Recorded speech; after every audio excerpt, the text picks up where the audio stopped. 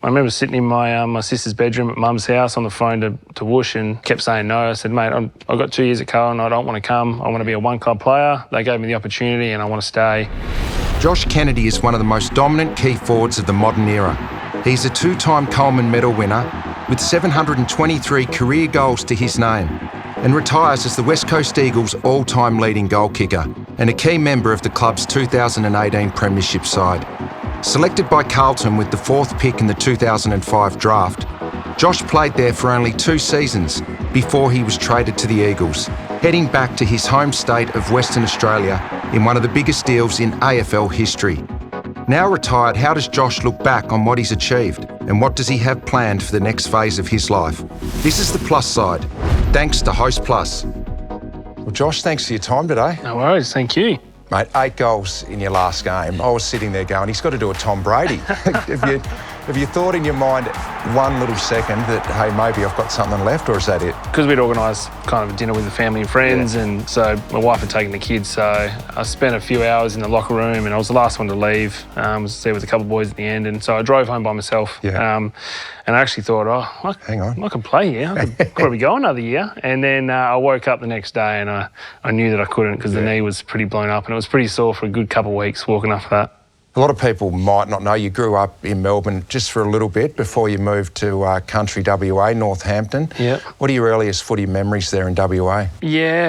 So I was born in Melbourne. I was only here for about 3 or 4 months because Dad was playing for the in Canberra for the Canberra Cannons, so for basketball. And eventually, by the time I was 7, I ended up in Northampton, which is where I kind of got into football. It was just about hanging with me mates and having a kick, and we'd be down the park after every day at school, and just we had an old toilet block, and we pretty much in between where you walk through was the goals, and we played for hours after school every day. Mate, you're a gun junior footballer. You were picked up number 4, 2005 draft by the mighty Carlton Football Club. How did you feel about coming back to Victoria? I suppose at the time as a kid coming through, I wasn't phased on where I kind of went. I was just grateful to be able to get drafted and I suppose live that dream of playing AFL, and obviously got the call from Dennis Pagan saying that you're coming to Carlton, which was quite surreal, and I had to jump on a plane the next day at 1 o'clock, and lucky enough my grandma was here at the time. Well, she lives here, so they're from Victoria, so I was able to live with her for the first 3 to 4 months. How did you find your first few years? I enjoyed being in Melbourne playing football. I probably wasn't playing that great. I was in and out of the side, playing with the Northern Bull Ants, and wasn't really establishing myself as a footballer, I think, my first 2 years. Towards the end of your second season, though, you did re-sign with the Carlton Footy Club, so you're obviously really happy to stay there and forge your career. Yeah, definitely. Oh, look, mate, when they offered us 2 years, I was wrapped as a young kid going, how good's this? I got another 2 years to play at Carlton Footy Club. I think coming from Northampton, there's always been that sense of loyalty with a lot of community footy, and I was just so grateful that Carlton would give us that opportunity, and I wanted to stay. Well, the season finished, though, at the end of that year. You've re-signed, and Chris Judd, the champion West Coast Eagle, he expresses a desire to come back to Victoria and Carlton. Where were you when you heard that news, and what did you think? My old man lived in Brisbane, and so I was up there with a couple of Carlton boys. We had a bit of a holiday up there, and I was visiting him. Juddy had just announced that he wanted to go back to Victoria, so it wasn't any team. But then by the end of that week, before trade week, I think he announced Carlton. So heading into that weekend, there was a lot of names getting thrown around, you know, from Brendan Favola, Ryan Houlihan, myself, Lance Whitnell. But obviously my name kept getting thrown up because of a WA, I suppose, connection. And it wasn't until probably the Sunday, which is when John Worsfold gave us a call, and I was actually up Lucky Bay, which is a place kind of north of Geraldton where there's no reception, no power, no water. It's just a fishing shack kind of type place, and had to get down and take that call from John, and he persuaded us to come through the club during that trade period, So it was John that really got you across the line? Yeah, it was in the end. I remember sitting in my sister's bedroom at mum's house on the phone to Whoosh, and I kept saying no. I said, mate, I've got 2 years at Carlton. I don't want to come. I want to be a one-club player. They gave me the opportunity and I want to stay. But he kept pushing. It's probably the last time I said no to John Worsfold. We're here today thanks to Host Plus, who are passionate about giving their members the right kind of financial advice. Did you get some advice during that period that helped you make the decision? By the end of the week, I sat down with my manager. We're at Subi Hotel and just had some lunch and a beer and just went through the pros and cons. You know, my family was there back in WA. My mum was only 4 hours up the road. My little sisters were 8 and 9 at the time, and I was able to see them kind of grow up. Yeah. All my mates from school and footy had come down to Perth, and they were either studying or playing. West Coast will win a few more games. Carlton, we just want to win the spoon. So there was a bit of that enticement to come back. There's a little bit going on at West Coast when you first got there. Obviously, Chris Judd's leaving, who's you know, the Brownlow medalist, and a little bit of other stuff going on. What were your first impressions walking in the door? Yeah, look, it was interesting, I suppose, when I decided to sign and Juddy had left, and I think going through probably that last patch with Cuzzy, so I never got to play with Cuzzy. Played against him when he came back to Richmond, and it was a massive, I suppose, cultural change, if you want to call it that. Yeah, it took a lot of time. We won another wooden spoon in 2010. So we did go through a bit of a bad patch there, but the bounce out in 2011, you know, was all that hard work that came from, you know, Whoosh and a lot of the older senior guys. Have no doubt that put us in good stead for, I suppose, it's like the last decade of where the club's been. Kennedy's in good position here, coming across. Oh, big collision! He's going to play on Josh Kennedy, the Coleman medal winner. So you're a consistent finals team through that period, building up to 2018. You win the grand final. What a game it was on the day. What are your fondest memories of that day? What just comes to mind straight away?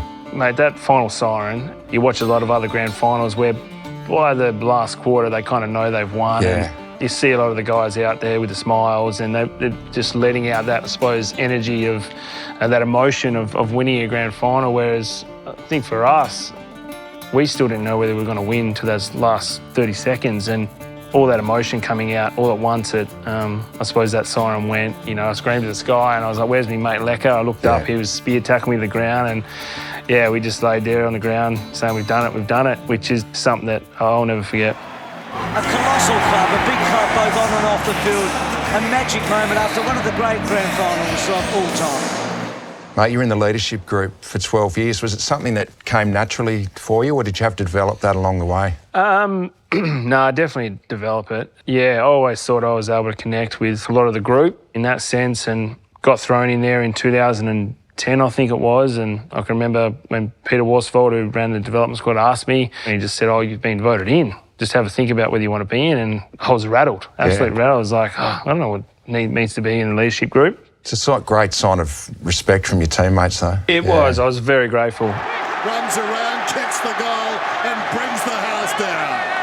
You did captain in some games, obviously, when Glassy and was injured. Yeah. So what sort of captain were you? What were you like with the rev up? Did you give him a good rev up, or were you just a quiet... Have you been pre-warned with this or not? I had an absolute shocker one day. An absolute shocker. So we were playing Collingwood. We were at the MCG. I was rattled. I'm sweating, going through all these emotions. So I'm standing there. I start talking. Obviously, the coach has given us some points, and as I start talking, Glassy's right here. He's right in my face, and he used to get real close. Yeah.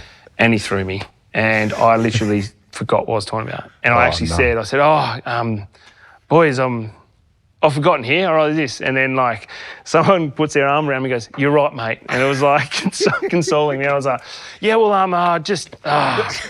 get out there, just get out there and play. And, like, they're all, like, erupted and, mate. And Collingwood kicked first 3 goals, and I was in my head, I'm going, I've cost the game here. Did you win? No, we didn't. The boy from Northampton, who may have started with the Blues, but he's brought so much joy to the Eagles fans on his way to becoming a club legend.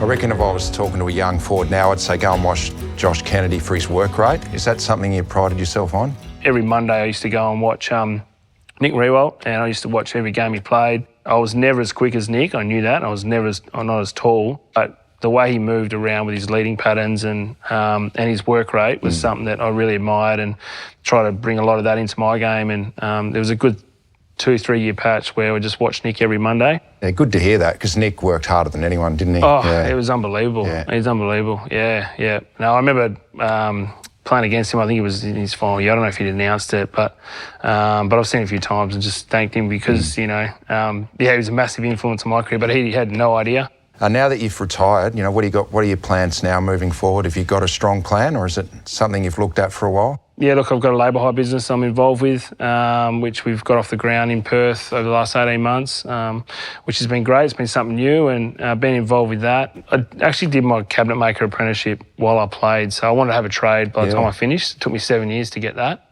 But I just wanted to get a trade, so I've got my own trade, trying to make my own gin at the moment. So, gin? Yeah, so I'm going to have a gin come out.